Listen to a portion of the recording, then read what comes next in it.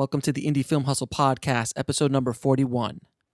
We're all standing on the shoulders of what other people have done before us, but you're supposed to take that and add your own sauce. It can be intimidating, believe me. Steven Soderbergh. Broadcasting from the back alley in Hollywood, it's the Indie Film Hustle Podcast, where we show you how to survive and thrive as an indie filmmaker in the jungles of the film biz. And here's your host, Alex Ferrari. Welcome, my indie film hustlers, to another episode of the Indie Film Hustle Podcast. I am your humble host, Alex Ferrari. Don't forget to head over to freefilmbook.com. That's freefilmbook.com to download your free film audiobook from Audible. And today's show is sponsored by Filmmaking Hacks, how to shoot and market your first film. It is a course that is developed by Indie Film Hustle and myself. So if you're interested in taking a look at it, go to indiefilmhustle.com/film school. I think you'll like it. So guys, today I'm bringing back my first repeat guest, Paddy Bird. Paddy Bird from Inside the Edit. We had such a great time talking last time we did, which was episode number 13, that I had to bring him back.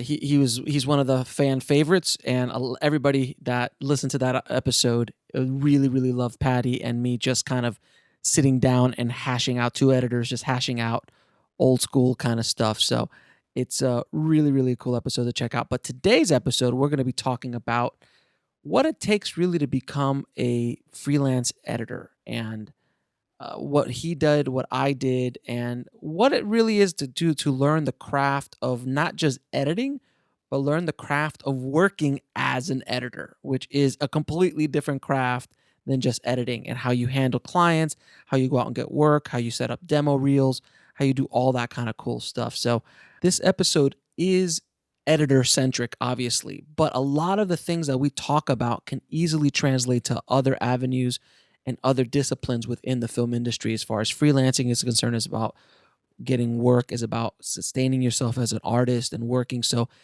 don't just shut off the podcast because it's like, oh, it's just going to talk about editing for the rest of the hour. No, we're going to talk about editing, but think and look beyond that, because there's a lot of gems inside of this conversation that I wish I would have heard of when I was starting out as a freelancer. So without further ado, here is my interview with the incomparable Paddy Bird. So guys, welcome back to the show, Mr. Paddy Bird from Inside the Edit. He is our first and only return guest so far on the show. So that's how good he was the first time around that I wanted to bring him back. And also his episode is one of the best received and most downloaded episodes that we've ever had on the show. So I wanted to bring Paddy back and talk a little bit. Now, just a warning to everybody who's listening. We are going to geek out a little bit hard on Star Wars at the beginning of this episode, because when we're recording this, the movie had just come out. So Paddy, man, thanks. Welcome back to the show, bro. Alex, thank you very much for having me again. It was a pleasure the first time, and I'm sure it will be a pleasure this time around. Thank you. So, Star Wars, thoughts? Oh, man. Editing. How was the editing? I thought it was phenomenal. I mean, it was just, I have to go and see it again for the editing. And no spoilers. No spoilers at all. But all I will say is, wow, I was just blown away. It was worth the wait. Mm-hmm. I loved it. I really loved what he did. He took it forward in a really beautiful way. There were so many fantastic moments. The set pieces were great. The action was fantastic. Mm-hmm. Just everything about it was just, I came out feeling deeply fulfilled. As a Star Wars fan, I would agree with you. I completely agree. You walked out, like I walked out of it and I was just like, wow. Wow. I was quiet for probably 20 minutes. I went with a friend of mine, and around 20 minutes, we just kept like, hey, let's just go walk to lunch. Let's not talk about it for a minute. And let it all set in. Let it wash over you. And the thing I loved about the movie the most is that you can tell it's basically a love letter to the franchise. It is so much love. You can sense it coming off the screen that everybody who worked on it was just in love with there was not one guy walking around like, I'm a freaking Star Wars movie. Everybody, probably from the PA, the intern, all the way up to JJ, everybody was so reverent of the material and so respectful of the material that he just, I think he nailed it out of the park. I wish we could talk details about the story, but we won't because it's just too soon. But it's too soon. It's too soon. It's way too soon. I was worried. Look, I was worried to death because I wanted to watch. I hadn't even bought the tickets yet, and I was like, man, where am I going to go see this? And a buddy of mine who works at Disney called me. He's like, hey, do you want to do? There's going to have some screenings on the back lot. Do you want to go? I'm like, yes. Absolutely. Absolutely. When he's like 10 o'clock on Friday morning, I'm like, pick me up at 8 so we can make sure we get a good seat. So we did, we went, and the one reason I wanted to do it wasn't the biggest screen in the world. It was a nice screen. It was perfect, but it wasn't like an IMAX or anything. I'm going to go back to see it on IMAX, but I knew for a fact that there was not going to be one person talking. There would be no cell phones. And everybody stays. It's an LA phenomenon. Everyone stays for the end credits. Like no one leaves until the. It's an LA phenomenon. The 15-minute end credits. Yeah, everyone stays and no one talks. It's like it's just an LA thing. If you're if you're in an industry screening of some sort somewhere in the world, that would happen as well. But here it's just everyone stays. And then afterwards I went off. I don't know if you saw it or not, Patty. I took some pictures of some stormtroopers that were on the back lot.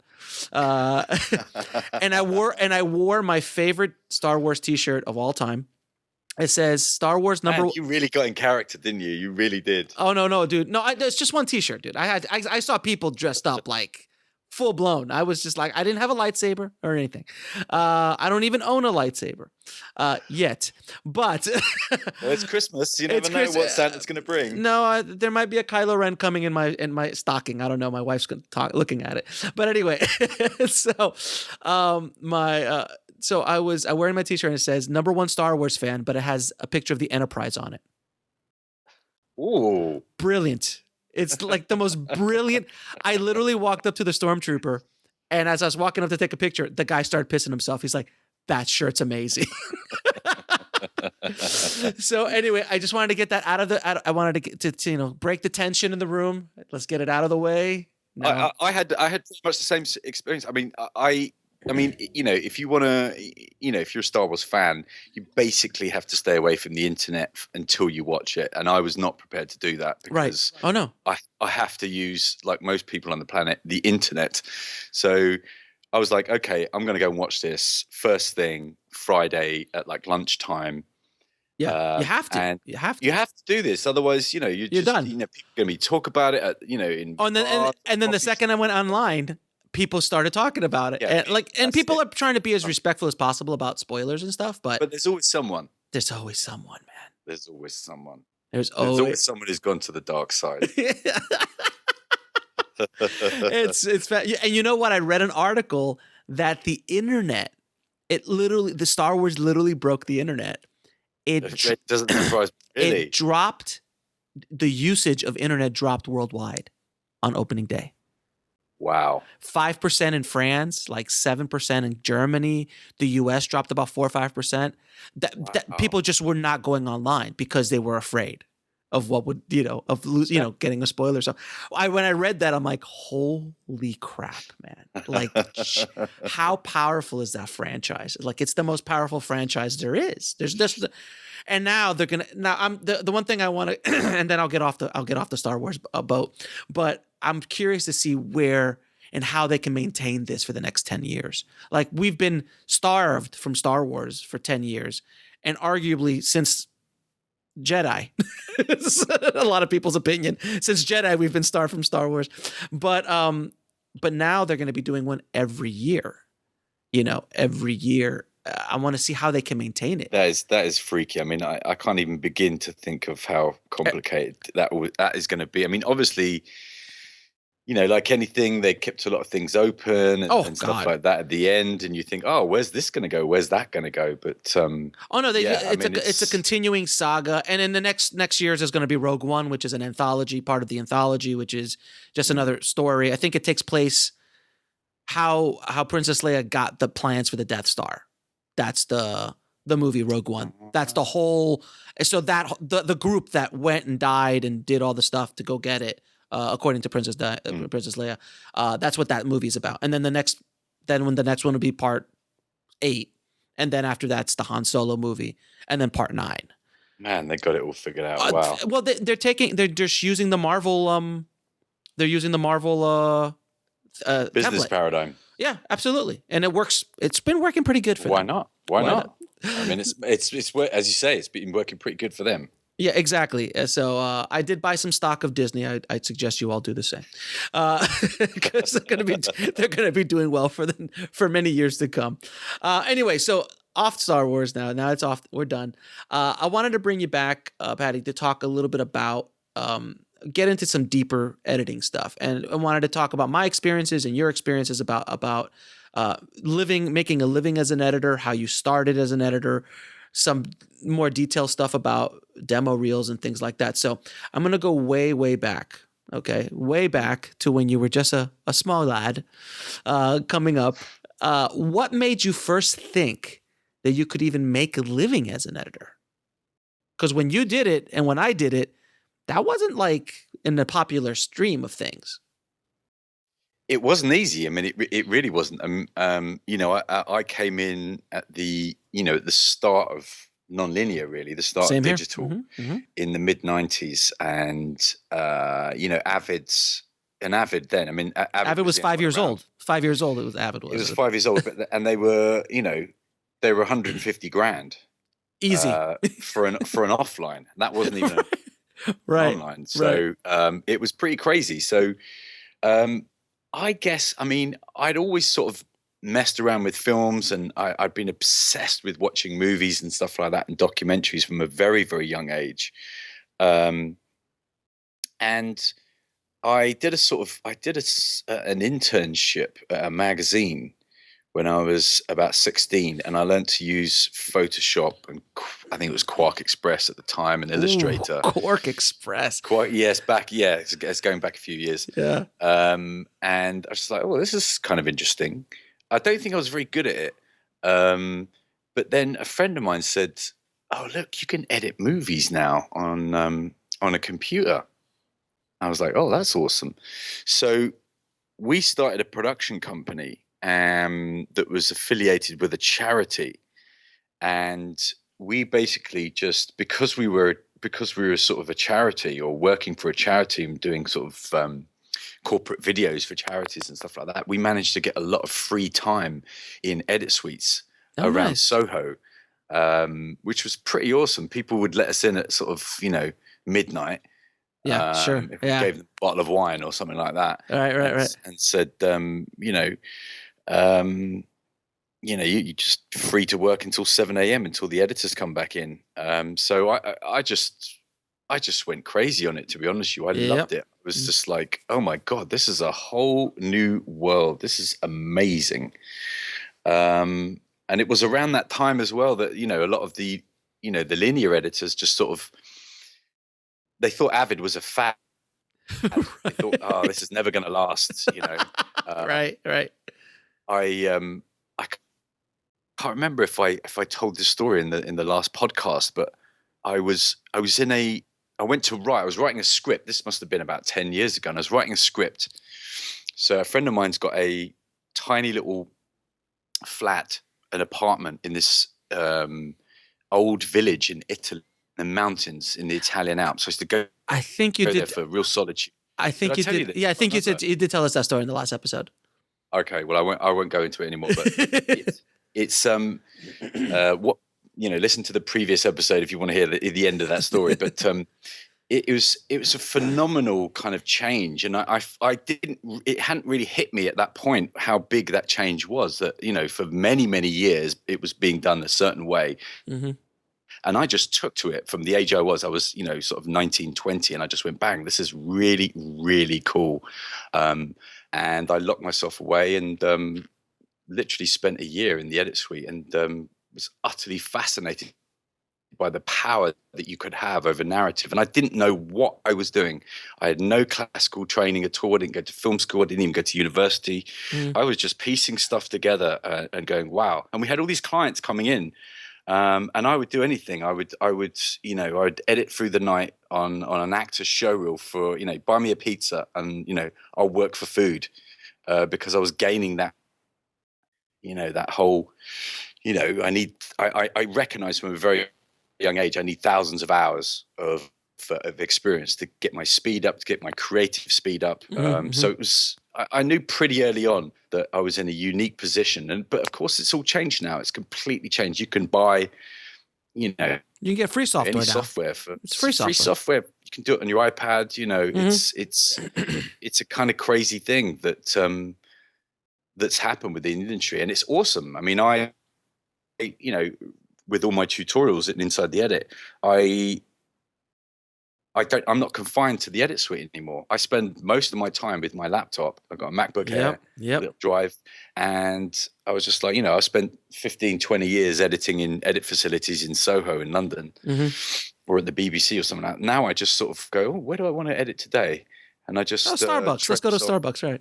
I'll go to Starbucks. I'll go to an art gallery. I'll look at some art for an hour, get inspired, or a museum, go and see some old stuff, and then I'll just sit and make a tutorial or edit a promo or something like that. It's amazing. It's phenomenal what's happened. I thought I was lucky 20 years ago, but people coming into the industry now, I mean, it's so amazing. I'm blown away by it all, just all of it, completely and utterly mobile, and you're just free to create in the most amazing way. Yeah, I mean, I'll tell you my quick story of when I started out. It's similar to your story, believe it or not. I was a tape dubber in a commercial house, and they had an Avid next door to the dub station. So I was like, let me just jump in there and start learning. I literally just went in and I took the Avid course. I got certified. I took the Avid certification course, just like that 2-day weekend or something like that, just to get it going. And I had to drive, and this is like my uphill in snow barefoot story. But I drove an hour a day to this job, both ways, hour there, hour back, and I would go early morning because that's the only time I could get in before the editors got in, and I would stay late nights. And this is something you could do when you're young and don't have a family and things like that. So I did that for almost a year until finally I decided, you know what, I'm going to go off and make a living as an editor. And it's just good stuff, crazy stuff that you do when you're young. Like, you like analyze stuff. You're like, what's going to be, how can I make money? What's going to be my overhead? Before I was like, let's just go off and do it. But the funniest thing, do you remember what the first thing you ever edited was, like professionally? Like you got paid to be an editor? Yeah, I do actually. It was a daytime weight loss program. And I walked into the edit. It was the first time I was a freelancer, and I was getting paid to do 3 days tidying up. It was like a half-hour show. It was like 2:00 in the afternoon. It's for people who want to lose weight, and they put people on a diet and exercise and stuff like that. I've never heard of this concept. How does that work? I'm joking. And I remember walking in because I had no training, and I walked in and met the director, and I was just like really I was really anxious. And the director went, "Oh yeah, great to meet you. The agency says so many great things about you." And I was like, "Oh, okay. Don't know what they're going to say. That sounds because I haven't edited anything yet. Okay, I haven't edited anything. This is going to be interesting." And she went, "Okay, so let me just tell you about the project. The cutaways are in there." And I was sitting there going, I wonder what a cutaway is. I better phone a friend of mine. I have no idea what a cutaway is. And she's going, this is this. She's using all this terminology. And of course, I'd done all this stuff. I just sort of worked it out in my own head. I didn't really have a name for anything. Right. Yeah, it was pretty crazy. I didn't know the software that well. And then that's always dangerous, man. Oh God, that was scary. It's dangerous. So she came and she go, "Can we put this title up and can we spin it around a bit and stuff like that?" And I'd hidden the Avid manual in the toilet, and every single time she asked me to do something that I didn't know, I just said, "So I'm just gonna go to the toilet," and I went out to the toilet, and I was like, "Okay, so you plot keyframes like that, and then you pull the title, and you could spin it around on the rotation axis. Okay, great." And they come back out. I went to the toilet about 15 times. I was like, it's like, my God, this kid has a problem. It's like did he go out last night and party, or did he eat something that didn't agree with him? It was just, but no, I didn't know. So it was a real trial by fire. But that's the thing. It's like you just got tossed in. You just got tossed into the deep end. Yeah, and I survived. I was lucky. There was definitely some hairy moments where I was like, she was like saying, yeah, what do you think about this? And I was like, okay, don't really know what I'm going to say here. And I just sort of, made something up, which she seemed to have believed. Yeah, but I'll tell you that, like when I was starting out and I was, in room with client, always was nerve-wracking, because if they asked for something that you didn't know how to do, or because if you didn't know the software well enough, you couldn't figure it out. Like, and I became a master of BS. So I would like, here, watch this or do this. And like, while I tried figuring it, I'm like, hold on a second. Oh, I got to restart the system. So while it's restarting, I'm thinking in my head, something wrong with the Avid. Let me restart the system. And I restarted the system 6 times the first time I did it. And figured it all out. And like, sometimes I remember that one of my first gigs, I actually edited the whole thing offline, and I did not connect the time code to the tapes. So when I went to batch it, I couldn't. Like, all the work was gone. we had to do it from scratch. But my first project that I remember was, and it's a little bit more fun than weight loss, I have to say. It was I was in Florida, and there was a crazy guy who used to wrestle alligators and sharks. Now, man, that sounds like fun. Oh, dude, it was. I still have it. I have VHSs of it in my closet. That footage. This guy would go out, and when I say wrestle alligators, I'm like, oh, everyone sees. Well, I don't know everyone, because I'm from Florida, so I just assume everyone's seen a wrestling alligator match. But you go into a pit, and there's like a tame-ish alligator who's like fat and doesn't move, and they kind of like, and the guy will run around and jump on him and hold his mouth and all this kind of stuff, right? Now, that's not what this guy does. This guy would go into the Everglades, into the swamp, jump into the water. Oh my God. No, dude, and it was shooting on mini DV. All right, so everything was shot on mini DV. Go into the water, go into alligator holes. Whoa. No. Alligator holes, and drag out 7-footers, 8-footers. I saw him bring out a 13-footer. The man was probably in his late 40s at that time. He was in the most amazing shape I'd ever seen a human being in. Or maybe in his early 50s at that point. He had the grip of a vice, but when he shook your hand, he was like almost a limp, very limp when he shook your hand. Manny. And so this guy sounds like a proper Crocodile Dundee. Oh no, he is. No, he was. They called him Tarzan of the Everglades. And he would go in and just kind of go in and do pull this guys out. And then one day he brought me footage. By the way, I had a ball with this footage. Like, can you imagine? That's your first gig. And they're like, here, give it to the kid. The kid will edit it. And I edited this insane thing. And I brought in music, copyright music. I didn't give a shit. It was like, fuck it. And I just brought in whatever music I thought was cool. And people were like, this is awesome. So that was on my demo reel, which we'll get to demo reels in a second. I was on my demo reel for years, because people were like, what the hell? So the best is, like, one day I'm talking to the camera guy and him, because we became good friends, because they were brand new to this whole process. And I said, what would have been good, man? Like, all you have is this out of water stuff. I got no underwater stuff to cut to. So I just only can cut to stuff outside. I have no coverage. Wrong thing to say, because the next day I get a phone call. It's that gets to the front. The operator's like, Alex, there's some crazy people calling you. That's something about the swamp. I'm like, oh yeah, it's Manny. Put him through. And I go Manny, and Manny and Mark, the cameraman, is like, Alex, we're on our way. We just got this amazing footage. We went into this pit inside a cave with an alligator, and we pulled it out. And I'm like, they literally came from the swamp. They stunk of alligator. His fingernails were almost pulled back, because they pulled out like a 15-foot alligator out of his den. Whoa. Pulled him up onto. I'm like, by the way, he's never been bitten, ever.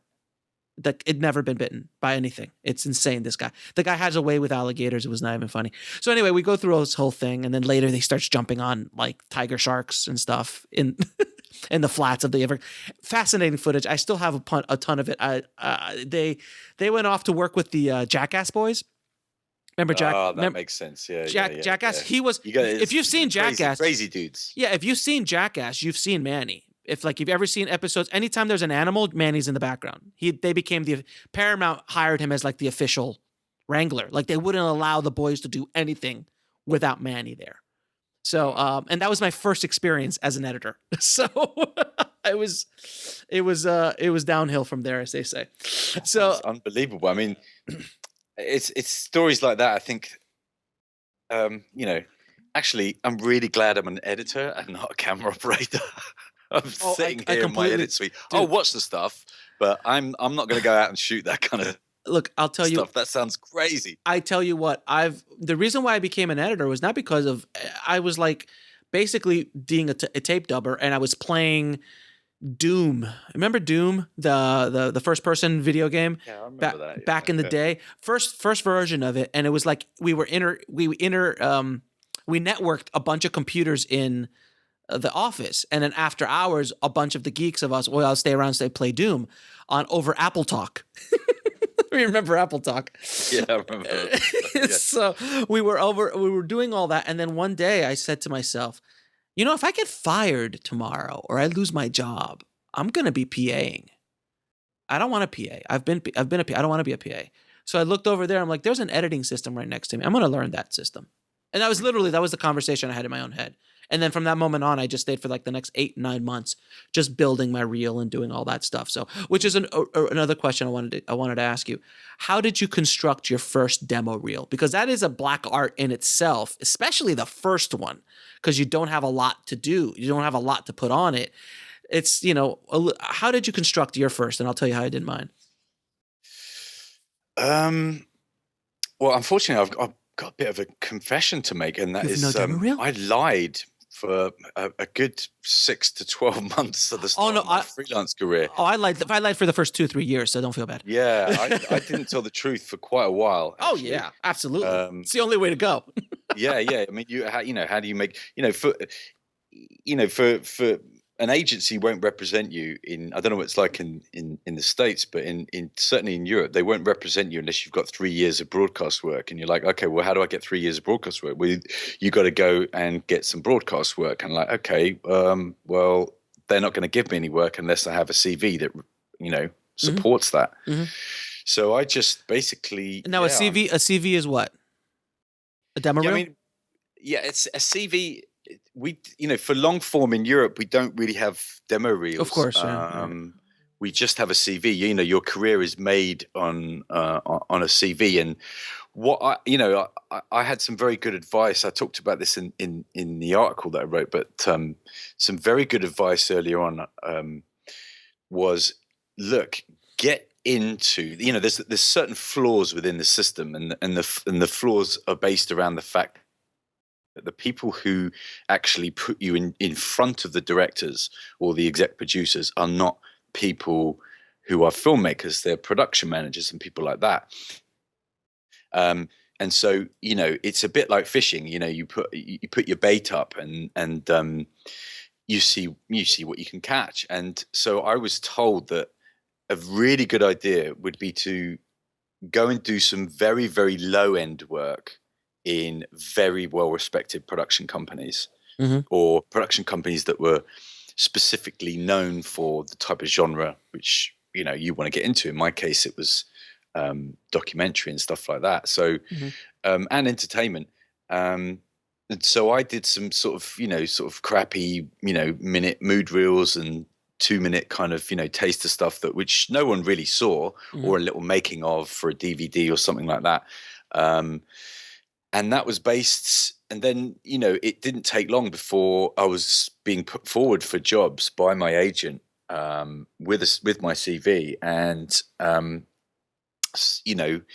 the production manager, who's obviously always got, 2,000 things to do in a day, mm-hmm. just goes, oh, yeah, this guy here, oh, yeah, he's worked at that production company, bang, bang, bang. Okay, yeah, we'll put him in charge.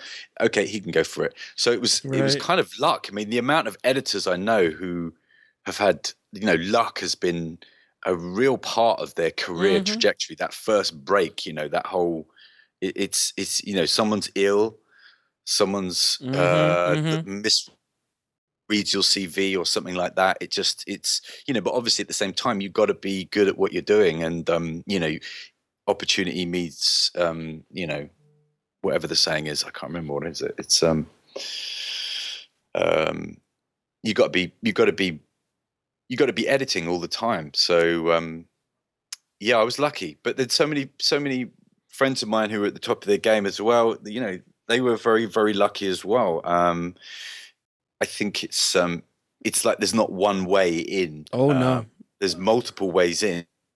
You just got to see, where the cracks in the wall are, and just keep on pounding and pounding and pounding. But I was always told very early on to get as broad a show reel or a mood reel or CV as possible, because that really is essential. That's the thing that's going to guarantee you work when there's no work around, if you've got multiple genres on your CV. So well, I'll tell you what what I heard from what I'm hearing from you. You had an agency and all that, and that's like Rolls Royce kind of stuff for me.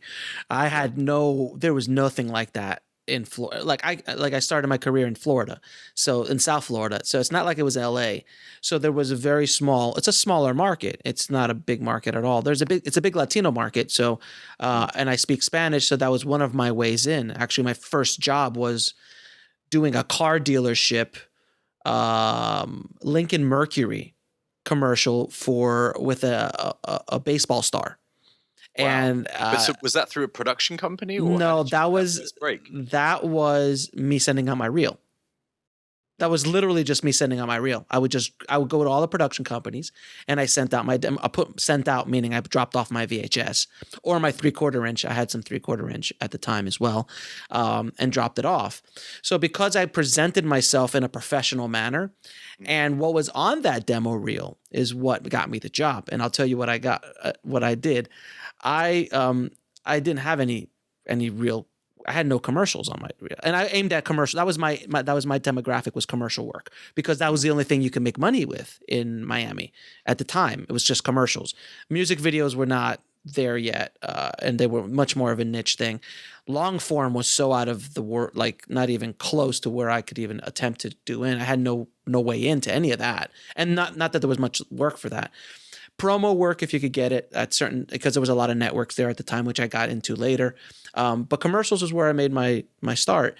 And what I did was, and this is where the hustle of indie film hustle comes in, is like you, I lied a lot. And now I like to call it fake it till you make it. That's a much gentler, nicer way of saying it. It's not a lie; it's a gift for fiction. That's a brilliant way of it's a gift for fiction. Yes, so that's brilliant. Actually, that's a really, really good term. That's a T-shirt. So I was working at this commercial house. In the back, in like the storage area, there was a bunch of raw footage. 35 millimeter raw footage on beta tapes. So I would talk to the directors in house. I'm like, hey, can I re-edit some of your footage for my reel? And I'll create some new commercials for you. Maybe repurpose some of this old footage for you, make you some new fresh commercials for your reel. Cause I'm young and hip. Because in all honesty, the guys that were being repped by the company, they were in their probably 50s, 60s. These guys have been doing it forever, and they were not getting the jobs that the young guys were getting anymore. But their footage was cool. They had some cool footage sometimes. So I would go off and made a lot of public service announcements, a ton of anti-drug public service, because there was a lot of that footage around. So I'm like, all right, I can, and I'd put in 9 Inch Nails, because at that point for your demo reel, I didn't care. So I just used whatever music I wanted. 9 Inch Nails mixed in with Disney music, mixed in it was. I actually am going to put up my demo reel on the site, my old original demo reel. I want to see that reel. I really want to see that reel. I'm going to put it up because it's. I might put it up with this. I'm not sure yet, because I wanted to do a whole other podcast on demo reels, but I'm talking a lot about it now anyway. So I put it. So I did that, and I created a few spots with that, and I made them look real. I grabbed the logos from real organizations and slapped them on, pretending that they were real. So it wasn't outside the scope of reality that I'm like, oh, he probably worked with this, this local Miami coalition against drugs. Like, there's no reason to say I didn't work on that. Now, what was the coup de grace for me was the company I was working for got a whole bunch of Spanish directors and European directors came in, and all of their all their raw footage and all of their commercial spots came in. And the stuff coming from Europe was stunning, like Nike quality footage, like insane stuff. I'm like, oh, hell yeah. So without anyone knowing, I went and I just stole that shit. Excuse my French. I literally just grabbed that footage because the directors were not here. They weren't here. They weren't in Miami. They were just being repped, and they would fly them in. So all their footage just showed up. I'm like, oh yeah, I'll take that, because I was in charge of it all, because I was in the dub room. Awesome. So awesome. I built up Nike commercials. I built up I built up like perfume ads and all of these high end. And then they were European companies, so it looked like I was huge. I'm huge in Europe. I'm huge. I'm like, yeah, I've been working on that. So if anyone asked, I'm like, yeah, I worked with that company there. Who'd you work with? Like, it's like Bob. Francesco. Yeah, Bob. No, yeah, but Francesca. Yeah, Francesca. I forgot her name. She was wonderful. I just work freelance mostly. I don't work with a company. So that way there was like no way for them to find out. Like, there's literally no way. And that was the reel I sent out. I didn't change my demo reel for 2 years. From the moment that first demo reel I sent out, even with a ton of work off of that demo reel, I got so much work that I never updated it because all the stuff that I was working on was so subpar comparatively to what I already had on my demo reel. Even though that stuff was real, I just kept pushing, and that's where the hustle came, and that's something you can't teach. That's something that just has to come out of you, and that's what I did with that. So that demo reel just kept selling. And then when I tried to bring that demo reel to LA, that's when I got the slapdown. Oh, hold on a minute. Yeah, I know this director. That I'm was pretty sure you didn't edit this. Yeah, that's when I first came to LA and I got my ass handed to me. In 2000, I think it was in 2000, 2001 when I first showed up, and the town just ate me alive. But that's another story for another day. But it's a great point. Here's the secret that is very rarely talked about, and that is there's 1,000 very talented people standing behind us trying to scale the walls of the industry. Oh yeah. How are you going to differentiate yourself? How are you going to? I mean, if you can do that, if you can, and I won't say cheat and all that kind of stuff, but if you can lie and get there, I mean, it's editing. If you take some footage and you cut it and it's good, that's it. And if you've stolen this footage and the sequence you've created is awesome, that proves you can cut. Now, if you haven't actually got that job and you didn't actually do that specific thing, that kind of doesn't matter. It's irrelevant, really. You're just saying, look, here's what I can do with this footage. Maybe you'll, gloss over the fact that you weren't actually the editor on that specific commercial, but there's more people studying film and television than there are in television and film every year. Oh God, it's I know. Like how are we gonna differentiate ourselves and go that extra mile? It's a difficult thing, but I think it's probably more difficult to do nowadays because of with the internet and all this kind of stuff, to tracking what people actually did and IMDb and blah blah blah blah blah. But it doesn't mean to say that there's tiny little holes that you can go in and go, oh, okay, actually, bang, what about this? Well, commercial work now, you can in the commercial niche, in that specific. That was my way in. Music videos you couldn't do that with because you can easily find out. But commercials was this gray area that nobody really could figure out. Like public service announcements, huge gray area. Like seriously. So you can get away with things like that. Even today, you could probably get away with certain things, but it's a lot harder. Like it's a lot harder to get away with it. It's also got to do with the fact that all of these genres don't talk to each other within the industry. No, they don't. That's a really good fact. Yep. Commercials people don't talk to documentary people, and documentary people don't talk to music video people. Or TV people or feature people. Like it's two different. It's different worlds. Different worlds. It's chalk and cheese. They don't, and it's about about exploiting that to the best of your ability, and to if you can, that's one really good way of doing it, and say, oh, I've come from music videos, or I've come from this and come from that, whichever job you're kind of pitching to, because they're not going to check up and they won't know how to check up. And I think that's a little hole to be exploited, and to try and creep through all of these little things. They do matter. So yeah, it's a great thing that none of these people talk to each other. And whereas within that genre they do. Oh yeah, absolutely. Like if you're a TV guy and you try to hustle another TV guy, forget it. You can't. You won't. But if you're a commercial guy trying to get into TV, you can hustle that. It's because there is that weakness, like you said. There's a weakness in the defenses there, and you might be able to wiggle a way in.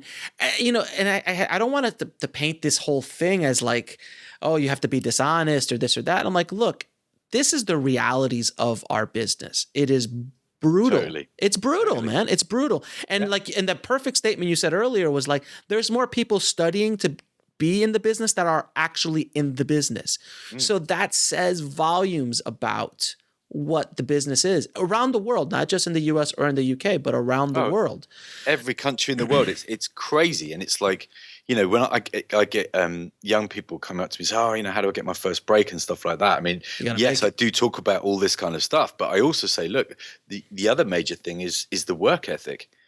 You have to be prepared in those first 2, 3, 4, 5 years to break your back and not want to go down the bar at 6 o'clock, 7 o'clock with your buddies, because, that first couple of years, so I'm earning no money and they're exploiting me and I'm doing all this work. Oh. I always looked at it, and I got that as well. And I always looked at it as a testing period. It's like, we have such, the higher echelons in film and television, they have such an abundance of people to choose from. They want people who only are going to put their heart and soul into this and kind of forget every single other thing in their life about this. So it's kind of like that. I always thought about it as like, if someone says to me, and I've worked 16 hours and it's midnight, and I've been in there since, 7 in the morning. And they come in, they sign off the sequence, go, great, brilliant, get my coat on, go home to bed. And just as I'm leaving the edit suite, they go, oh, actually. Another 3-4 hours. I would never quibble. I would never be like, because I would now. I'd be like, okay. I know. Double time, please. As you get older, like, I don't know, even if you know the comedian Wanda Sykes, as you get older, less of a shit do you give. Exactly. Like when you're 80 years old, you'll walk out naked and just go, what? Like you just don't care. Problem? Is there a problem? So things you would never do in your 20s, you completely don't give a crap about in your 30s, and in your 40s you just laugh at. So that's the thing. You're building that reel. You're building that show reel. That you're building that CV, and it's like you have to go through that. That trial by fire, because that's what separates the wheat from the chaff. That's what the senior people are looking for. They're like, okay, we're going to test you and we're going to exploit you.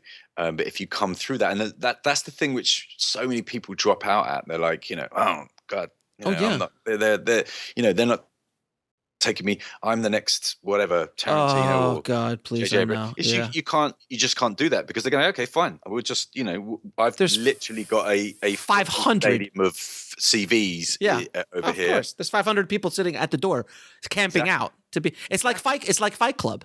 Literally, you have to stand outside of Fight Club. Remember to get into the house to Fight Club? It's exactly what it is. Like, and they'll come out and they'll berate you, and they're like, oh, you're still here? Only those guys and girls who hang and are able to go through the rough parts can come out the other end. It's like Shawshank at that point. You're going through that pile of crap to get out of the other end. And it does end. It does. Look, I like my first internship. Not my first internship, but the one that got me my job. I worked 4 months for free, commuting an hour each way, every day. No hope of getting paid. And my friends are like, why do you keep doing them? I'm like, what else am I going to do? Stay home? At least there I'm learning stuff. I'm meeting people. And one day when my boss left, he quit. Everyone looked around like, oh, he's been here every day. Why don't we give him the job? And I made my $23,000 a year. I was so excited. Yeah, I mean, it's not always apparent where those breaks are going to come. It's like, if you just sit there if you sit there at the front, waiting for that break, it will come. People do notice these things. 90 it's not a, it's not a. People do notice. People do notice, and it might totally. take some time, but people do notice. If I may quote Woody Allen, 90% of success is just showing up, and it's true. Like if you're not the most talented person in the world, if you don't have the genetics or if you're going to try to go out for look at I'm sure you've seen the movie Rudy, right? Rudy, I don't think I have seen the movie. Dude, okay. First and foremost, you need to stop this conversation. You need to go. No, I'm joking. You need to look up Rudy. Let me get on iTunes. Okay, you've got to look up Rudy. Rudy is a story about this essentially a psychopath, but no, it's about this kid who was obsessed with Notre Dame football, college football here, Notre Dame specifically, and his whole life he wanted to play on Notre Dame, but he was 5'3". He had no athletic skill, and he just would not give up the dream. He literally would not give up the dream. He did everything he could to get into Notre Dame. So it took him forever. He didn't have the education. He didn't have the skill to even the knowledge, like the mind, the intelligence to get in first. He went to he did so many things to finally get into Notre Dame. So he got accepted. Then he was on the practice squad, and then it took him forever to and I won't ruin the movie for you, but he just kept going. And you'll just tear up watching this movie. It's a brilliant, brilliant movie. But that's the thing you have to do. You have to just keep pounding it. And that's in every discipline, in the film industry or any discipline in general. But you just have to, you just have to just show up, and just every day. If you show up to a place, if you're working for free and you show up to that place and you do your best job you can every day. Like I was interviewing Robert Forrester for the podcast, and he had this amazing, he's like, no matter how small the part is, just show up and do the best work you can. No matter how ridiculous the audition is, just show up and do the best work you can, because you never know who's watching. You never know who's going to give you that shot. And only good can come of you doing the best you can. That's the best. That's the thing you can do. I'm sure that's awesome advice. It's awesome. You have to have an iron will. I mean, that's the thing. The people, no one gets through. No one scales the walls in whatever you're, whichever discipline. You got to be you have to be Andy Dufresne. Andy Dufresne. Yeah. You have to have that iron will. You have to say, how badly do I want this? And the amount of times I've been on my knees, exhausted, when I'm working with a director who's being a real pain expletive. And you're just sitting there going, it's going to be worth it. It's going to be worth it. This is good for my reel. This is this. This is this. And you get to a point where you go, actually, I can turn down these jobs. But it's like, it's that you need that iron will. There's no one else is going to come and save you. No one else is going to push you. No one else is going to, say, oh, you're the creative genius of the generation. Those things happen to one or two people in a generation, 10 or 20 years. Yeah. Right. There's only so many Tarantinos or prima ballerinas. There's a great line in Mad Men. I think it was series 4 or 5. And he was saying, what was it? I can't remember. It's something around, I think his wife, what's his name? The main character's wife, married. And she was saying, oh, I really want to be a famous actress.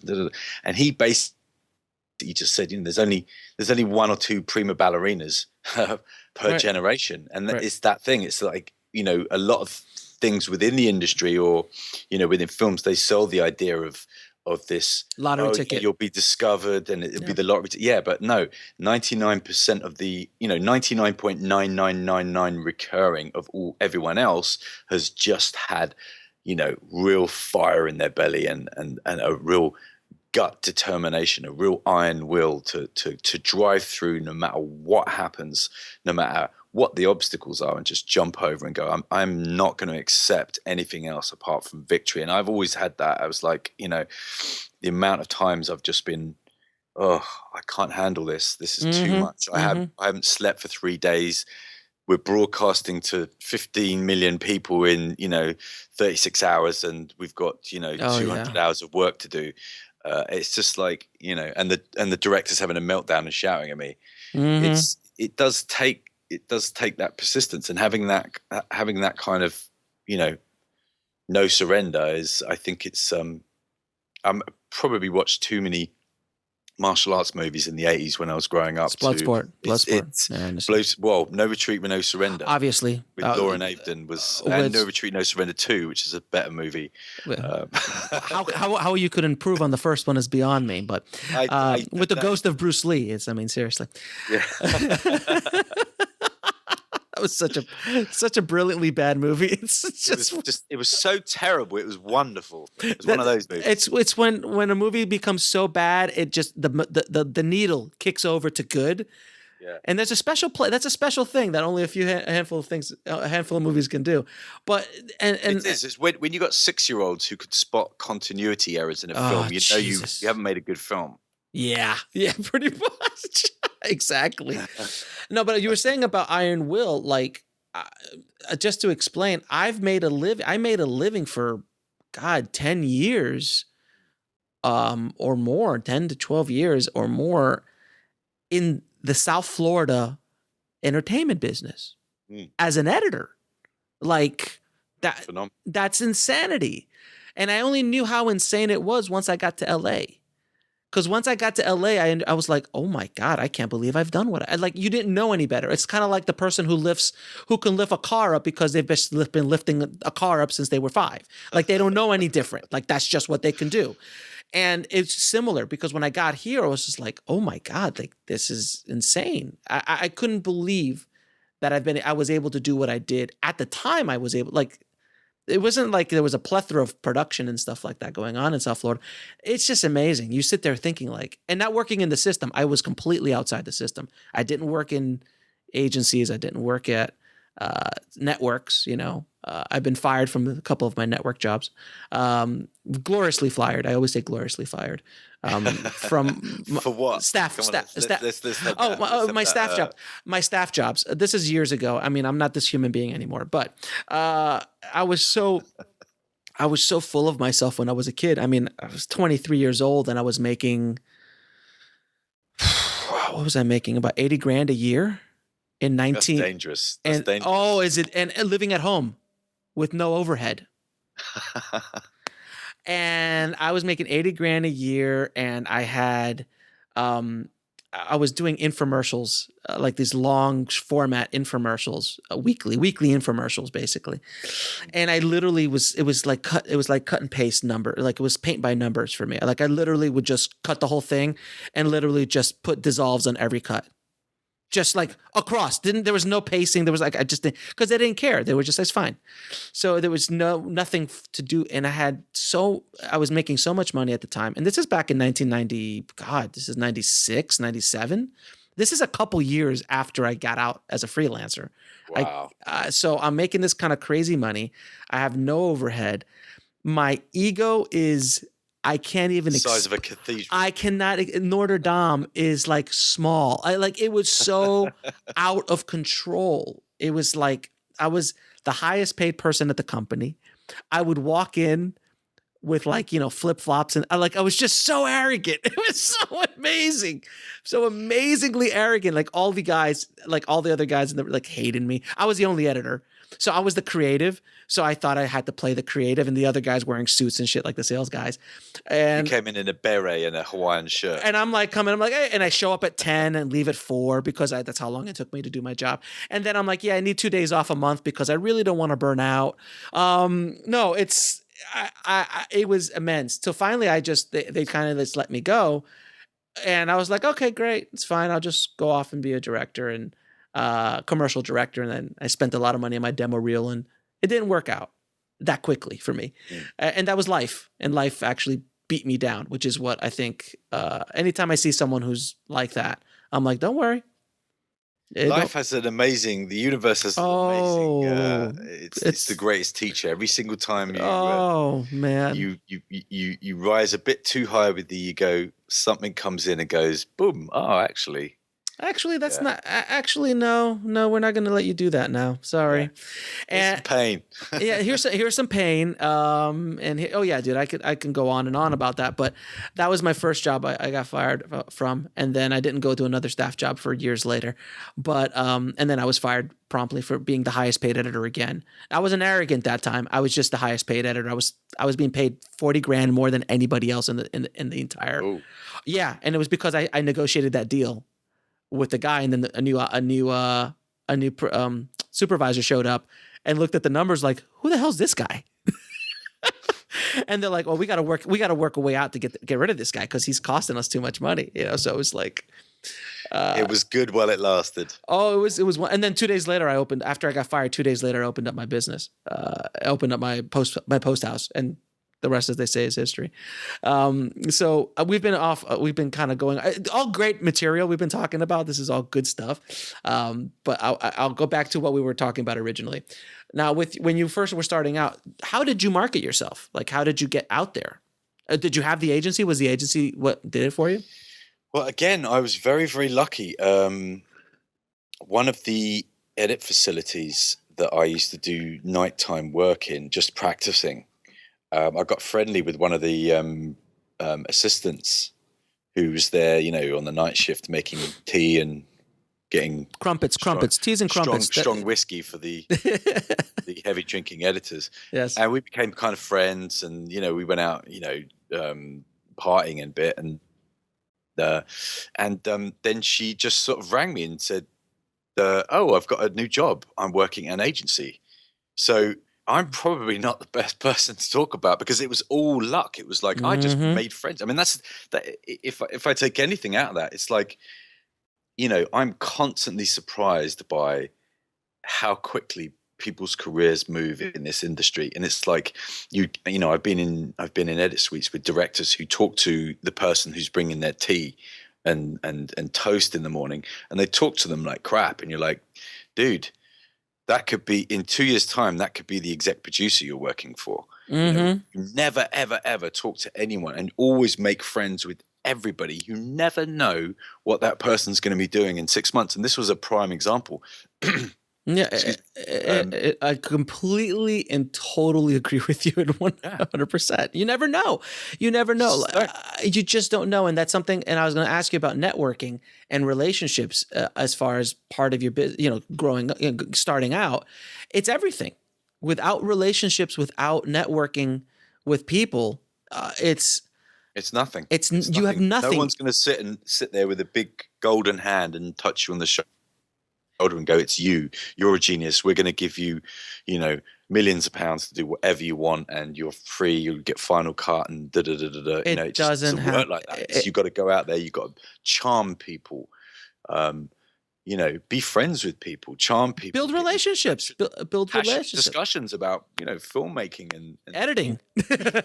Be humble, editing, directing, whatever, camera, whatever you're going into, and be humble and be passionate, and you know, be willing to work 24 hours a day. But I think, you know, it's like, you know, creating a network as quickly as possible and as large as possible. And, you know, when a bunch of people working at the edit facility or the production company or the broadcast say, "Oh, do you want to come out for a drink tonight, or do you want to go, we're getting a bunch of us going for coffee," or whatever, I would always say yes.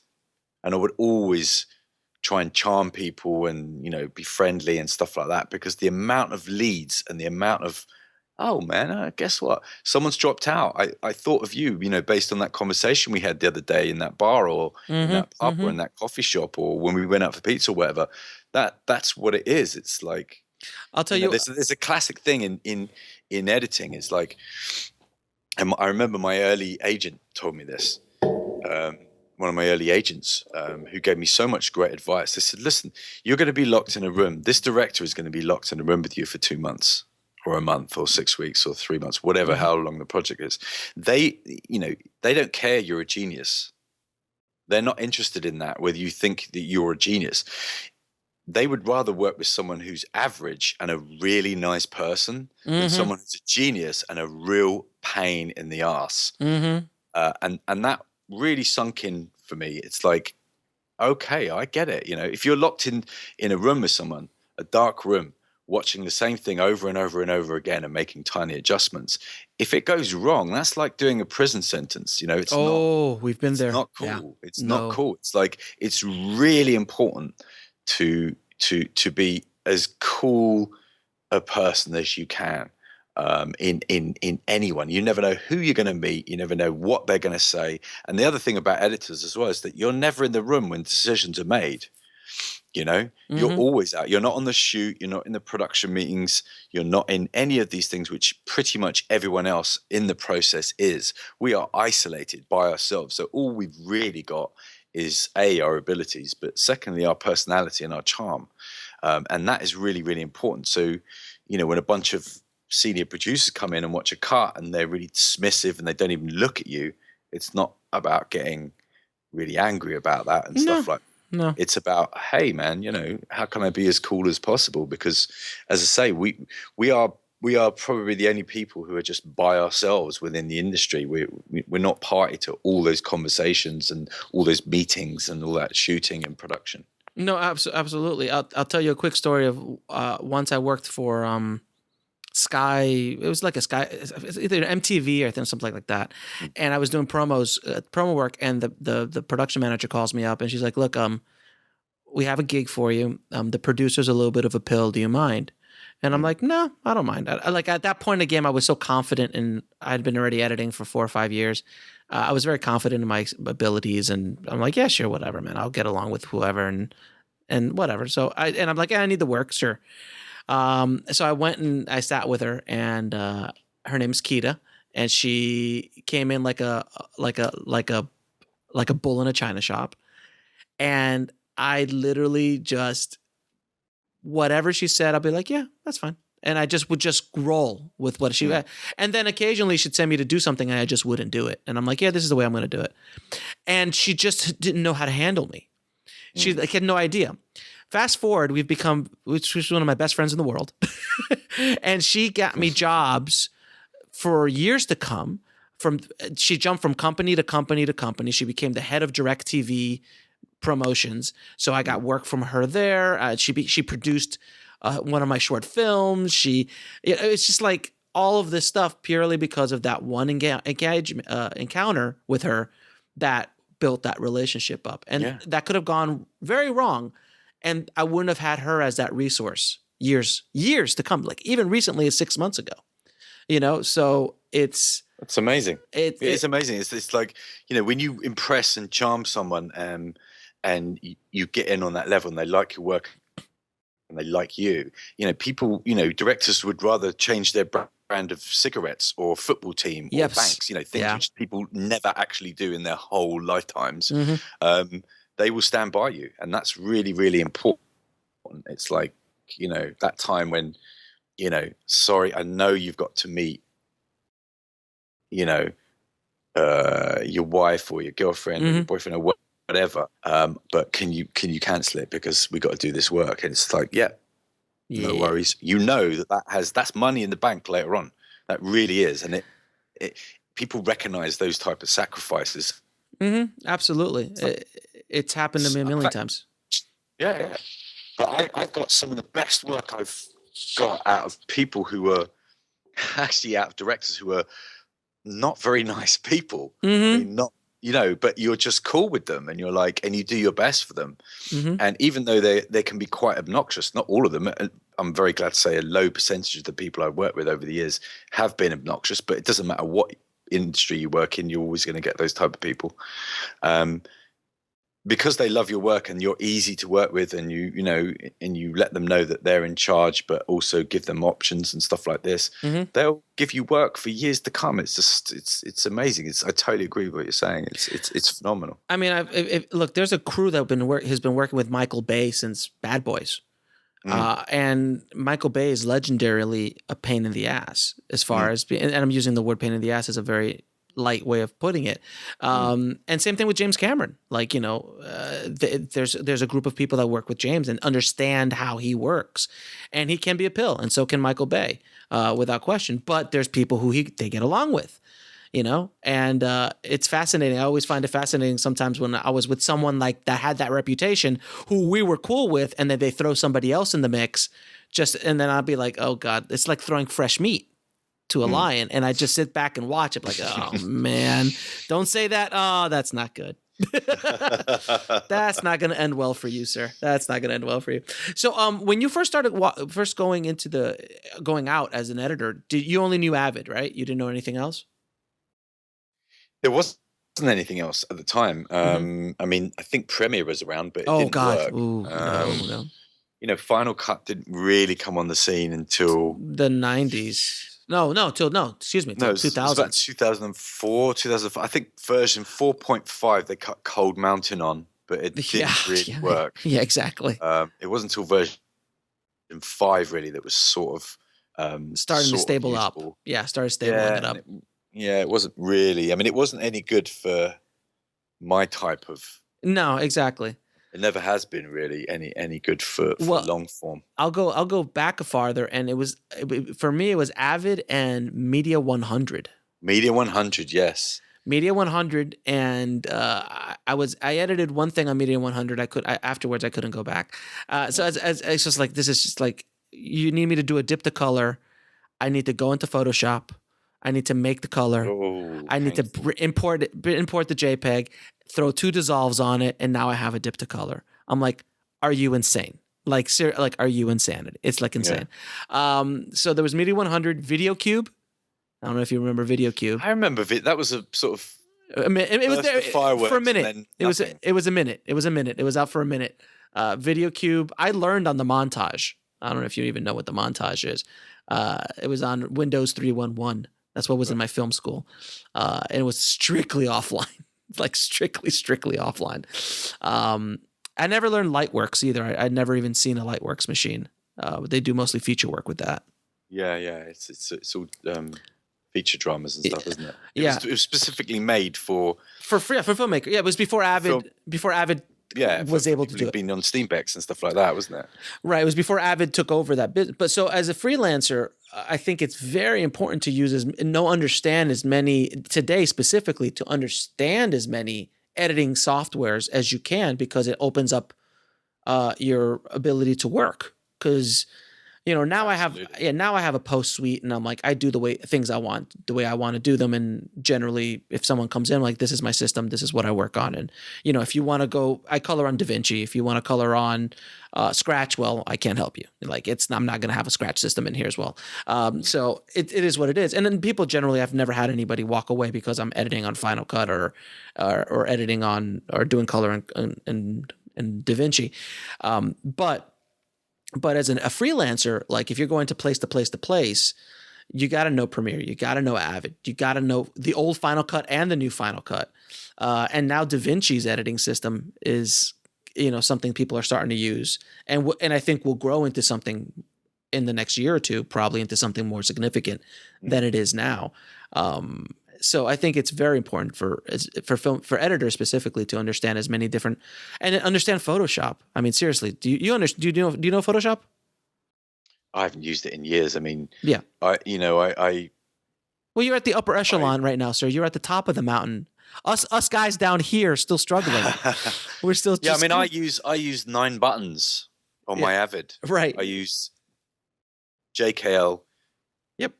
Stop, play, reverse, mark in, mark out, insert, overwrite, and lift and extract. Yep. That's it. I mean, I don't use anything. I wouldn't know anything else, to be honest with you. That's just, I think that comes from being in reality TV for the first part of my career. Correct. You're not doing a lot of effects. You're basically working at 400 miles an hour all the time, churning out. Every 2 hours, they change the tapes or the discs or whatever, and they go bang, and you've got to be cutting an enormous amount of footage. So you're like bang, bang, bang.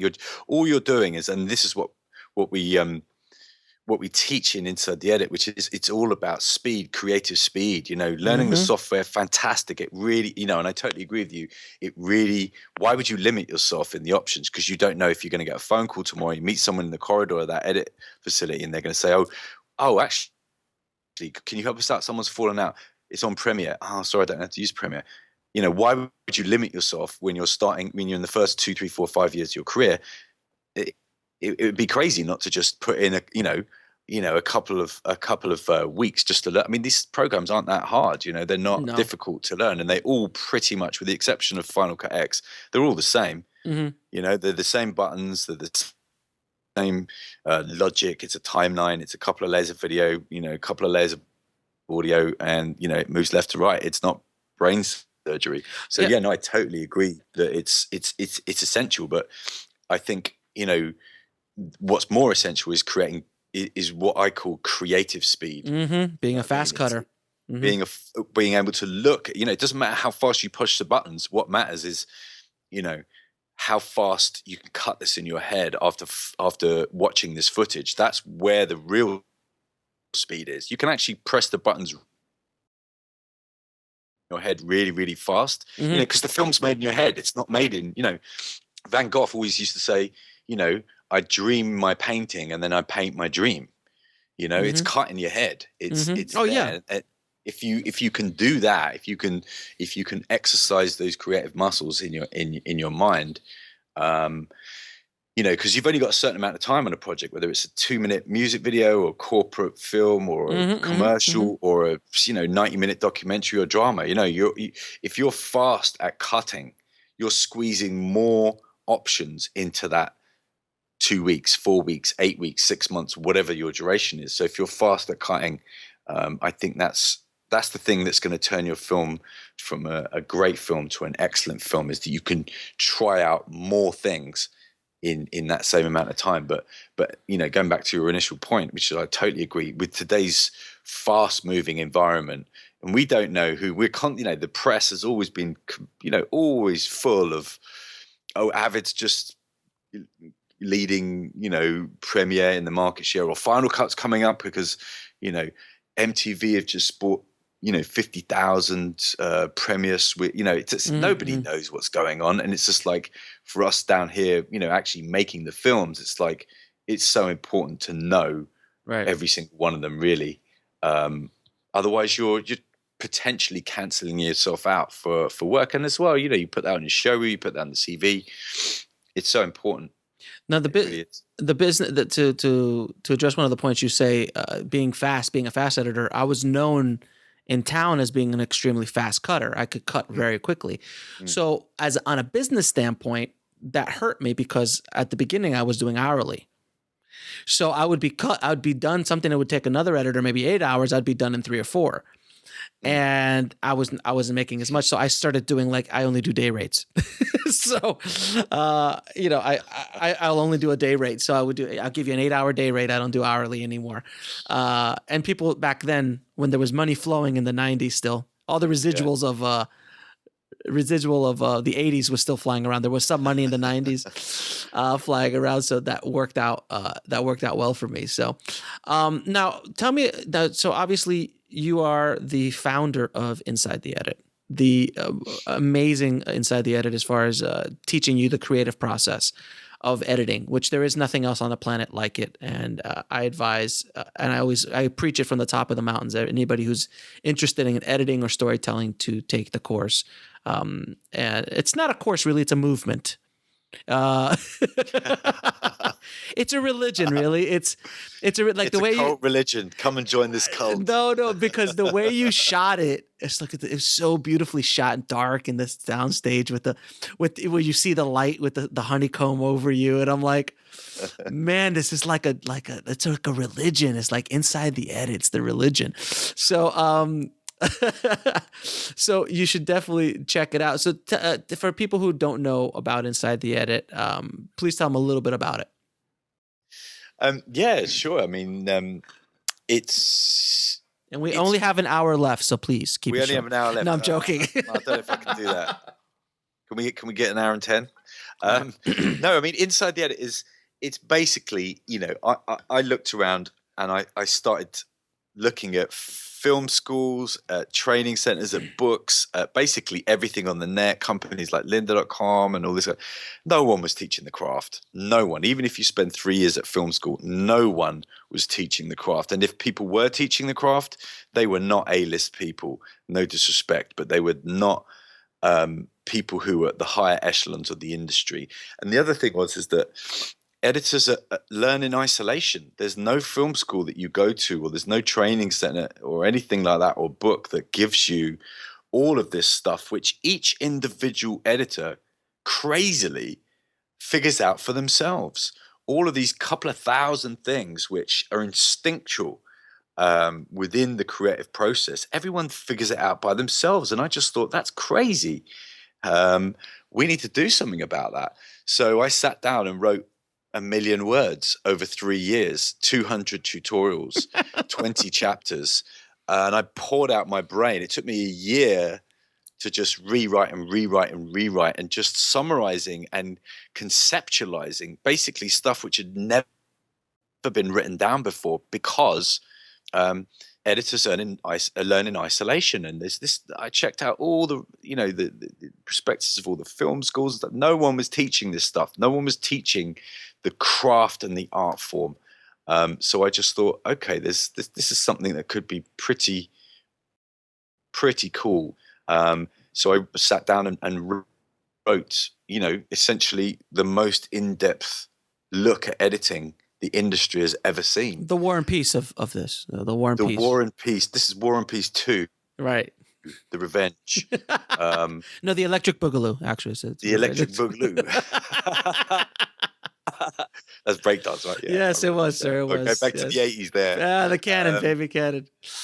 So, but no, also it's like what you say as well. It's like I looked at all the other courses like lid.com and all these online stuff. It's like, okay, well, we're going to do this in an online environment, because you can learn anywhere in the world as long as you've got a decent internet line.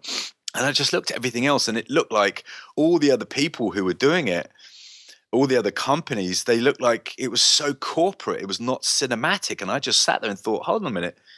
Exactly. Your key demographic is filmmakers. This should be a cinematic experience. It shouldn't be like you're trying to sell vacuum cleaners. This looks terrible. So there's no sizzle. There's no sizzle at all. It's Nothing. like, it's like this has to be a cinematic experience. Right. So we spent a lot of time and a lot of money on the look. Every single tutorial is basically shot and cut with all the high-end aesthetics of a high-end documentary. It's like, there's 200 documentaries essentially. Yep. Some of them 5-10 minutes long, some of them 2 hours long, depending on the complexity. And we've broken down the creative process. So we do a whole load of very, interesting techniques and theories that are laid out in really, really cool looking graphics. But then we also go into these features called Watch Me Edit. So we've learned all this stuff. Let's go and try this out on some footage. So you go into a live environment, but we've also spent a lot of money on animating the interface within it's gorgeous. within Avid to basically do what no one's ever done before, which is making the interface of any editing software. It doesn't matter what you're using, because we teach the craft, not the buttons. It's another character in the movie. So we've treated the whole process like a movie. You're watching a movie every single time. So not only do you get all this stuff which has never been written down before, you're actually really enjoying the process. But then the other thing as well is that, going back to what we talked about, at the very start, how do you get a reel together? How do you get a reel? Because it's very hard to get high-end footage. It's, no production company in the world has ever released broadcast footage. So we went out and we shot a feature-length documentary, a really, really high-end feature-length documentary. So you get all of that footage, and you can use it copyright-free. And there's 45 scenes, you get 35 hours to download, and you can cut it in thousands of different ways, and you track through the course, and you're basically cutting a primetime level documentary. So you get that. You also get all the all the stuff that you get in a pro edit suite, like all the interview transcripts, the log notes from the directors, everything. You get tons and tons of technical stuff that in PDF form.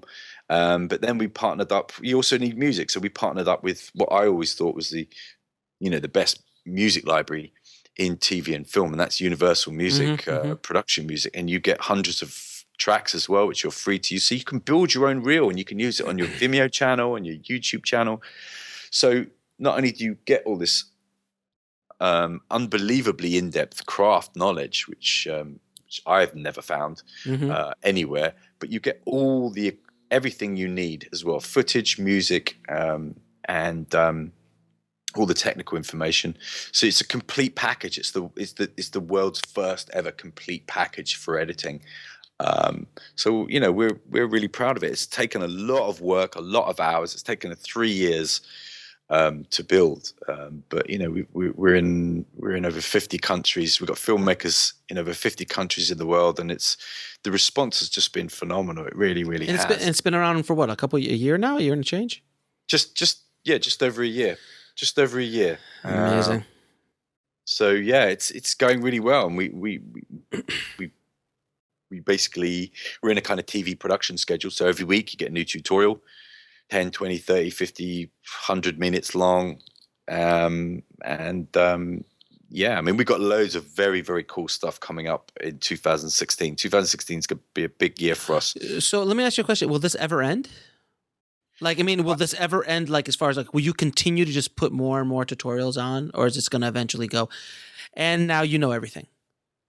Well, no, I mean, it's like we're going to be doing inside, because this is basically what we cover in Inside at the moment is everything apart from drama. And then we're going to be doing drama. I'm sure you could do a commercial version, a music video version.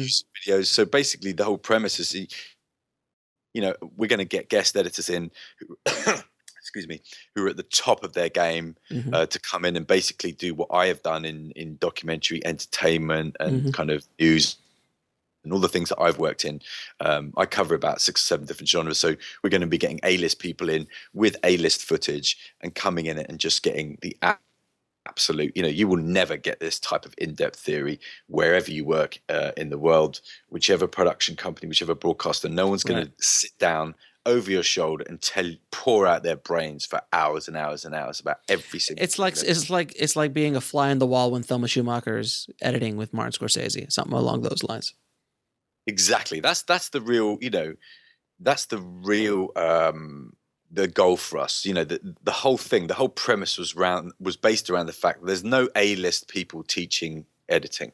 Not really. I've taken there's a few people, a workshop here and there and stuff like that. Yeah, but they only come in, they do an hour and give some big kind of inspirational speech about when I was in the edit suite with Steven Spielberg, blah blah blah blah blah. There's none of them pour out their brains for 20, 30, 50, 100 hours of content. None of them. No one has ever done that. Not even in film school.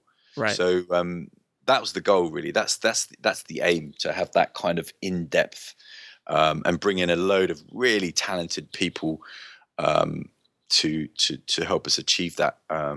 So yeah, no, it's a big goal, but we're working our way towards it. So you're making this into a brand, essentially, which is amazing. You've actually created a brand, and you're turning it into the one-stop shop for editing.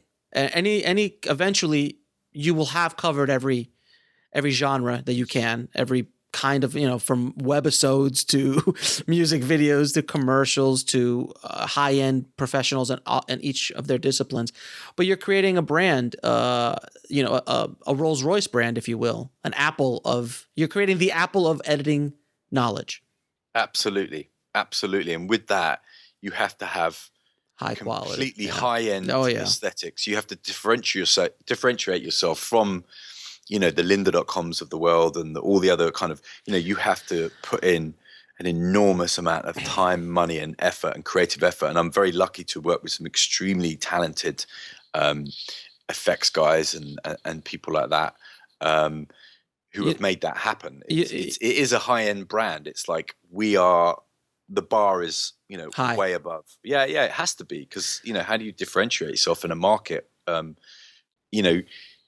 You can't just have amazing theory and concepts and stuff like that anymore. You have to go the extra mile and provide a whole experience. I think if the Apple story has told us anything, it's Jesus. You are part of a lifestyle, a community, a life choice. It's an amazingly powerful brand, and we've actually taken that concept and tried to do it with Inside the Edit. So you really get, you really get the feeling that you're getting a lot more than what you're paying for.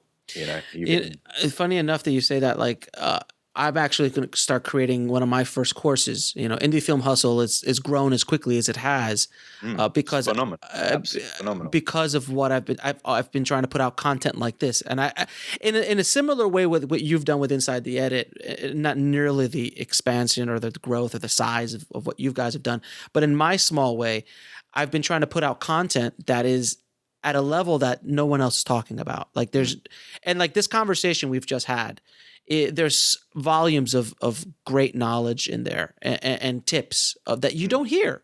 You and I have been around. We don't hear this. They don't teach this. How to put together a demo reel. Like, really, how do you do it? How do you go out and hustle this or how do you hustle that?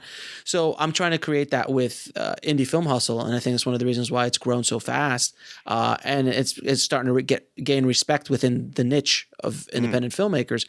But I'm also people respond to quality. That's the bottom line. The fact that you've created something which is totally unique and such high quality. People are not suckers. They're not idiots. When I'm buying products, I'm into that kind of, I look for quality above anything else. And, I'm flabbergasted by how quickly Inside the Edit has grown, but I'm even more flabbergasted by how quickly, Indie Film Hustle has grown. But you take 2 minutes of a look at it and the content, you're like, oh yeah, well, of course it is. It's such high level. And it's that thing. It's just like nobody's teaching this stuff. No one's giving you this original content to this level. Right. So no, it's and I'm actually taking your template of Inside the Edit, and I'm actually going to create my course, my editing course. It's called Inside the Edit 2. No, I'm joking. No, someone get the lawyers on the phone. Yeah, exactly. No, I'm creating courses on things that are that I do well. And one of the specific things, the first course I'm going to do is how I was able to do social media and how I've been able to grow to 20,000 followers on Twitter and Instagram within 90 days. And true fans, like real people, and how I'm able to focus that and get traffic from that, and how to build that relationships up, and how not only the techniques to get there, but also how to maintain it, how to grow it, how to get content, what the content it is, blah, blah, blah, blah, blah. So I'm actually creating that course right now, and I'm thinking about how I'm going to be putting it together. And then I start looking at Inside the Edit. I'm like, okay, well, I'm not crazy. I'm not doing 200 tutorials, but that's just mental, as you say. And I'm not writing a million words on the subject matter, because there are other people talking about this, but not at the level I'm doing, and definitely not at the level for any. I'm going to do two courses, one aimed at filmmakers and one aimed at everybody else. And it is, I'm using you as a template. I'm like, okay, I need to hit this quality level on my stuff, because that's just, I can't just throw up. I see a lot of these courses, like you were saying, like you go to Linda and you're like, welcome to Creative Editing 101.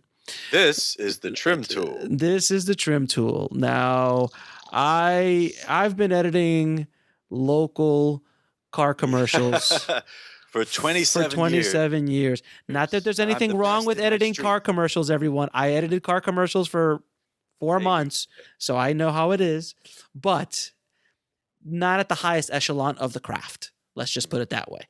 So the sizzle is something I try to teach as much as I can, and people don't get that you need sizzle. Without in today's world, without sizzle, even if you have the greatest content, you could have made this content and not sizzle nearly as much, and the content would have still been amazing. Without all the great graphics, without all the packaging, the cinematic vibe of it, you could have gone down to Linda route if you wanted to, and just put out great content, and you could have still had the exact same scripts, the exact same content, but not nearly presented in this beautiful way that you've presented it. And it's an inspiration to me, like, okay, well, if I'm going to do my stuff, I got to take it up a notch. I gotta, I can't shoot it on my iPhone. Not that there's anything wrong with that, but I'm not going to shoot it on my iPhone. I'm going to be shooting it on a cinematic camera. I'm going to color grade it. I'm going to do graphics on it and all this kind of stuff to make it look as cinematic as possible without going stupidly crazy like you did. Because you're crazy. You're absolutely nuts, man. I'm a little bit nuts. I don't mind admitting that now. Now that it's all done. been, yeah. No, I can't even imagine the conversation. I can't even imagine the conversations you had at the beginning of this. Okay, so this is what I want to do. Like I can't. Like to the first person nuts? The first person you talk to, you're like, okay, so this is my idea. It's going to be called Inside the Edit, and I'm going to do this, this, and this. And people are like, what are you, absolutely mad? You know, but you and I both have something that is fascinating, and I don't know how you feel about it, but to be able to create as a creator, because you and I both are creators, and we're both artists in our own ways, to take something that did not exist. Inside the Edit was in your mind, and there was no InsideTheEdit.com. There wasn't even a history of you doing this kind of stuff. It's not like it's something. There was no history about it at all.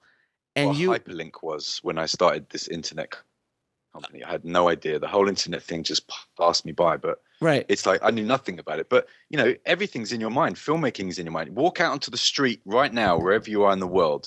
Everything that's not green or brown started off in someone's mind. You know, and apart from nature, right, the cement you walk on, the car, the television, the advertising board, the cinema, everything is in your mind, and that's where I certainly, the big battle I've been fighting for the last year of Inside the Edit is not fighting against, but certainly just sort of going, oh, hold on a minute, I don't care that this is 4K, or I don't care that this is got 64-bit background rendering. I don't care about any of that stuff. As John Lennon said, I'm an artist. You give me a tuba, I'll get something out of it. It's like it's the artistic side is deeply underrepresented in today's world. It's all about the technology and this and that, and does it have this lens and that, and the gear porn, the RAM, and it's just like you know that manual inside out, but it's like, can you tell a story? That's what the whole industry is in deep need of. It's people who can tell stories. No one cares whether you've memorized the manual to that stuff. There's 1,000 people or 10,000, 1 million people within the industry who can do that better than you. It's concentrating on being a storyteller, and that's what we do in Inside the Edit. And it's concentrating away from all of that techno porn. It's just I'm still flabbergasted by it, but it's definitely a sub niche of a niche of the filmmaking niche, without question. And but I was just saying earlier, like I could only imagine the amount of, I don't know what the word is, but that you've been able to create something from nothing and built this huge community, and you're helping people, and it all came literally out of your head.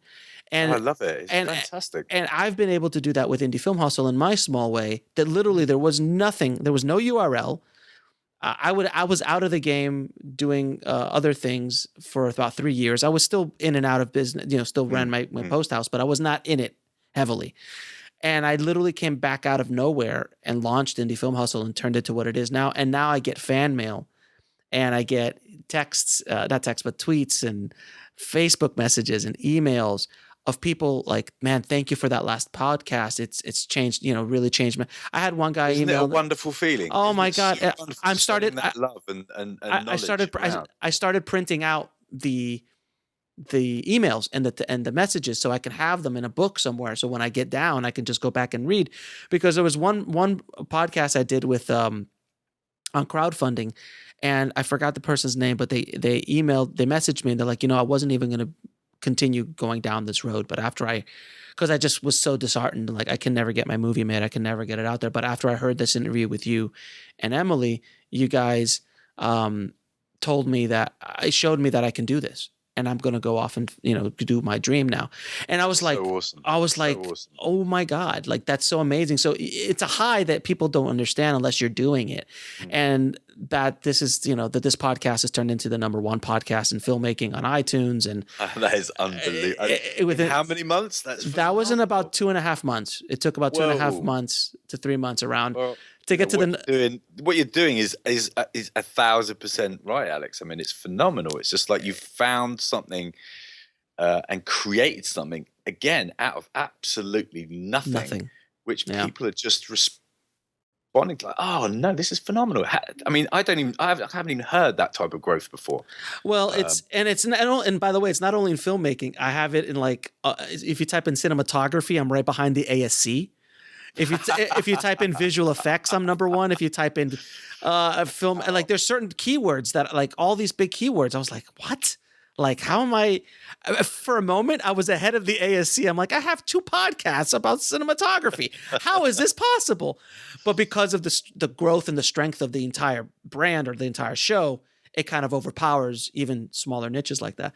But it's fascinating, and it's so humbling. Honestly, it's humbling. And 2016 is going to be an insane year. I can only imagine if I can continue to grow like this, like you have, like what you've done in a year is insane. But if I could continue to grow the way I'm growing in the next year and make my movie that I'm planning to make and go through that whole process, it's going to be an interesting journey. So, I have absolutely no doubt that you will, Alex. I mean, it's phenomenal what you've achieved in 4 months. It's amazing. It's another year. God, imagine where you're going to be. I can only imagine where we're going to be, because it's starting to, you know, what's funny about what we do is it snowballs. It literally snowballs, like the little bit, like, you know, you start like, okay, I got 20 followers on Twitter. I got 150 followers. I got 100 followers on Twitter. And then all of a sudden you're like, oh, I got 10,000. And then the thing that people don't understand is when you start gaining momentum in any aspect of your business, whether that be in editing, whether that be a filmmaker, it starts to grow, and it starts to become a little easier to grow and faster to grow, because more creates more. It always has. It's just fascinating I'm just fascinated to watch that all of a sudden now I'm inundated with interview requests. Like, I have so many people wanting to be on the show, and now I'm like, I literally have shows for 4 months out now. And I'm like, you know, it's like insanity. And I got content coming in like crazy. So I've got all this high-end content coming out, and it's like, how you grow, it becomes easier. So it's just started. It's like they always say, is like, you know, it's easy to be a millionaire. You just got to get that first million. That's what they say. Is in the first million's the hardest. The next 10 is it's a cinch. And that's the same thing with financing a film. Like, if you got $100,000, I can get you another 300. But getting that first 100 is a bitch. But I wanted to thank you, man. I wanted to thank you for coming back on the show. I wanted to kind of go into a little bit more detail about the black arts of not editing, but of being an editor, and actually the survival of being an editor and a thriving of being an editor. And I think we've thrown out a lot of good gems, and I just love talking to you. I'm sure I'll have you on the show again soon. Oh, absolute pleasure. It's always a pleasure. And it's always nice chatting. And then I'll put a link to, and guys, I'll have a link on the show notes for Inside the Edit, where you'll get a special discount, Indie Film Hustles discount. And I'll have that in the show notes as well. So I'll get you all that information soon. Paddy, man, thank you so much for being on the show again, brother. I really appreciate it. Hey, man, absolute pleasure. Really, really enjoyed it. And very best of luck with Indie Film Hustle. It's going to be world domineering, I'm sure. May the force be with you, sir. Take care, brother. Now, I did warn you that we were going to geek out, and we definitely did, without question. I hope you guys picked up something from that episode, because there's a lot of wonderful gems in there as well, as the last episode that I did with Paddy. It was just 2 old editing dogs sitting down and talking, but I would have killed to been in that conversation when I was starting out in my career, whether being an editor or in any kind of part or discipline within the film industry. So I really hope you guys got something out of it, because I had a ball. I think you know. I think you feel that through the earbuds that you're listening through right now. So thanks again for listening, guys. If you want to get the show notes for this episode, head over to indiefilmhustle.com/041, and you can get all the show notes there. And don't forget to head over to filmmakingpodcast.com and leave us an honest review of the show. It helps us out dramatically. So Thank you again so much, guys. Oh, and a little update. We should be releasing the Twitter hacks, how to get 10,000 true fans in 10 weeks course in the next week or so. So I will keep you guys all informed about that through either my social media. If you're on our list, we're going to be emailing you out about that.